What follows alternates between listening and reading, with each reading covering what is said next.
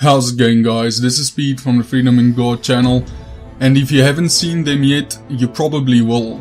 A new rash of articles have hit the web claiming that a new DNA study has disproven what the Bible says about the fate of the Canaanites. But did it really? Nope. You see, here's the story. The study took DNA samples from 5 ancient corpses in the region of Lebanon, which was ancient Sidon, a major Canaanite city-state, and compared it to the modern-day Lebanese. There is a nearly 90% match. The authors of these online articles are using this to make the claim that the Canaanites were never totally annihilated, as the Bible said. Therefore, the Bible was wrong. Most of these articles that reference this study make the same claim, that the Bible describes the total annihilation of the Canaanites. That is, however, not true. Here's the headline for the version getting the most hits. Bible says Canaanites were wiped out by Israelis, but scientists just found out their descendants living in Lebanon. Catchy title, but did the Bible really describe the total annihilation of all Canaanites? I'm going to show you why this study does not disprove the Bible's account. Here are 3 things you need to know. Number 1. Israel was only instructed to annihilate the Canaanites who remained in the land of Israel. Number 2. Sidon was part of Canaan but not part of Israel. And number 3. Even though God commanded the total annihilation of the Canaanites in Israel, they rarely ever obeyed God's commandments fully. Let me explain. Israel was only instructed to annihilate the Canaanites who remained in Israel. In Deuteronomy 7 verses 1-2 we read, "When the Lord thy God shall bring thee into the land whither thou goest to possess it, and hath cast out many nations before thee, and when the Lord thy God shall deliver them before thee, thou shalt smite them and utterly destroy them. Thou shalt make no covenant with them, nor show mercy unto them." In Exodus 23 verse 18 it states, "And I will send hornets before thee, which shall drive out the Hivite, the Canaanite, and the Hittite from before thee."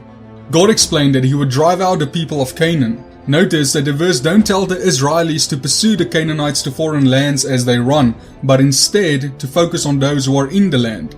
So if there were Canaanites who had already fled due to God's efforts to drive them out, Israel was not to be concerned with them. However, against whatever Canaanites remained, Israel was to wage a total war of annihilation.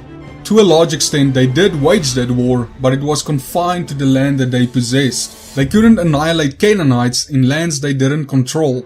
Sidon was part of the original land of Canaan, but was controlled by the Phoenicians throughout the conquest and pre-exile life of Israel.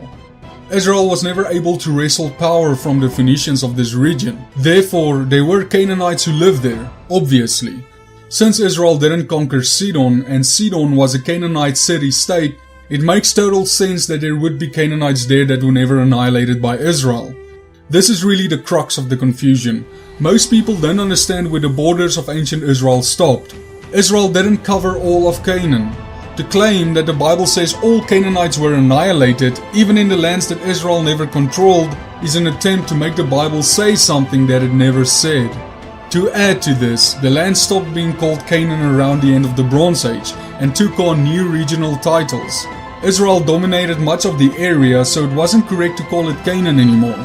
The use of the word Canaanite fell out of use around the end of the Bronze Age. Although they began to be called something else, the people in the surrounding regions were the same people previously known as the Canaanites. You see, even though God commanded total annihilation doesn't mean they obeyed. In Deuteronomy 20 verse 17 God says, "But thou shalt utterly destroy them, namely the Hittites and the Amorites, the Canaanites and the Perizzites, the Hivites and the Jebusites, as the Lord thy God hath commanded thee, that they teach you not to do after all their abominations which they have done unto their gods, so should ye sin against the Lord your God." So the Israelites were supposed to follow God's commandment of total annihilation against those who hadn't left when God was driving them out. But was it possible for them to disobey the commandment? Yep, in fact, they did disobey. God told Israel what would happen if they disobeyed, and later books tells us that is exactly what happened. Notice that these verses are prescriptive and not descriptive. They prescribe annihilation, but they don't describe what actually happened, because they were written before the events took place. All of the verses that these articles quote are actually of God making the commandment, but none quote the verses that says all the Canaanites were completely annihilated, because the verse doesn't exist.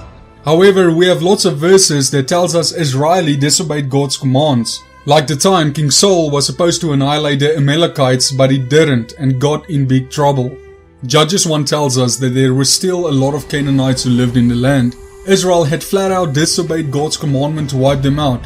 Then in Judges 3 it gives us this very clear statement that Israel did not wipe out the Canaanites.